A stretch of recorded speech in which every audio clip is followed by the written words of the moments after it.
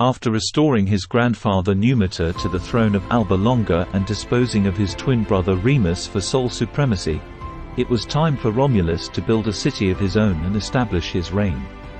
From the beginning, there were several challenges that needed to be faced head-on. Challenges like, what would this new city look like?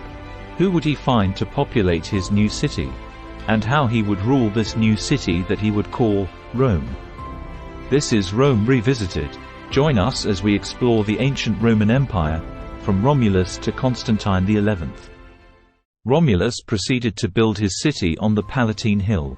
He marked the boundaries of the city with a plough and declared that anyone who crossed the line would be killed. He also invited anyone who wanted to join his city to come and settle there, offering asylum to fugitives, exiles, and criminals. As a result, Rome soon became populated by a large number of men but very few women. Romulus realized that his city needed women to ensure its future, so he devised a plan to obtain them. He organized a festival in honor of Neptune, the god of the sea, and invited the neighboring tribes, especially the Sabines, to attend. The Sabines came with their families, and during the festivities, Romulus gave a signal to his men to seize the Sabine women and carry them away. The Sabine men were outraged and tried to rescue their daughters, sisters, and wives, but the Romans drove them away. The abduction of the Sabine women sparked a war between the Romans and the Sabines. The Sabine king, Titus Tatius, led his army to attack Rome and managed to enter the city through the Capitoline Hill after it was betrayed by a Roman named Tarpeia. However, before the Sabines could reach the Palatine Hill, where Romulus and his men were defending, the Sabine women intervened. They ran between the two armies and pleaded with their fathers and brothers on one side and their husbands and sons on the other to stop fighting and make peace. They argued that they had already accepted their fate and become loyal wives and mothers to the Romans, and they did not want to see their families divided and destroyed by war. Their appeal moved both sides, and Romulus and Titus Tatius agreed to end the hostilities and form an alliance. They decided to rule Rome together as joint kings and to merge their people into one nation. The Romans and the Sabines shared the same laws, customs, and religion. The city then expanded to include both the Palatine and the Capitoline Hills. Romulus and Titus Tatius ruled Rome together for 5 years until Titus Tatius was killed by some of his former subjects who were angry that he had not avenged the death of some of their kinsmen who had been murdered by some Roman ambassadors. Romulus then became the sole king of Rome again and continued to expand his territory and power. He conquered many neighboring cities and tribes and incorporated them into his realm. He also established various institutions and traditions that shaped Roman culture and society. He divided the people into 3 tribes: the Ramnes, the Tities, and the Lusiers based on their origins. He also created the Senate, a council of 100 elders who advised him on important matters. He organized the army into units of 3,000 infantry and 300 cavalry called legions. He also instituted the census, a periodic registration of the citizens and their property, for the purposes of taxation and military service. He also founded the cult of Quirinus, a god of war and agriculture who was identified with Romulus himself.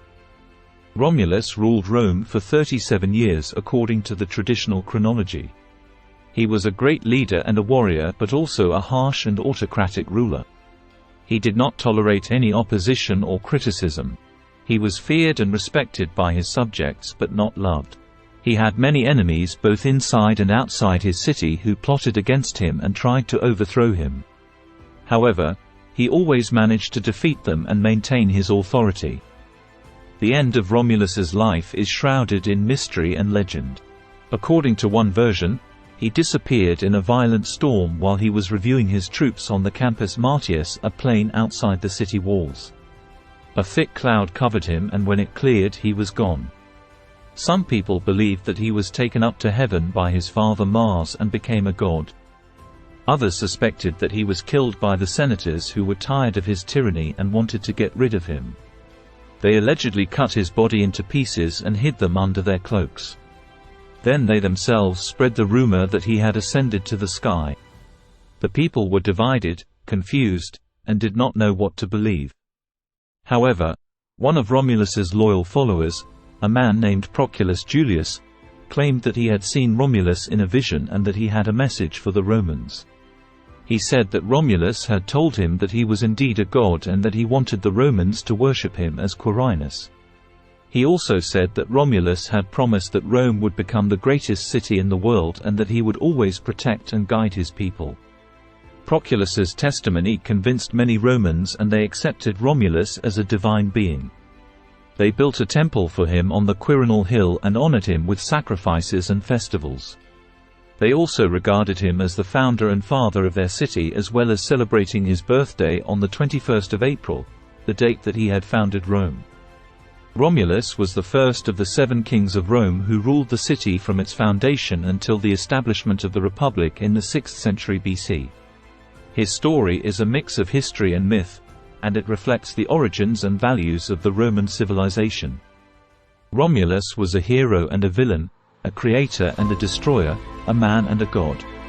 He was the embodiment of the Roman spirit, which was ambitious, adventurous, courageous, and ruthless. He was the one who made Rome, and in turn, Rome and her people made him. His legacy lives on, and so could your knowledge about such fascinating pieces of history.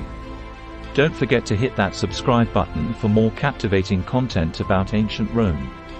Dive into the past and keep the spirit of exploration alive. This is Rome Revisited.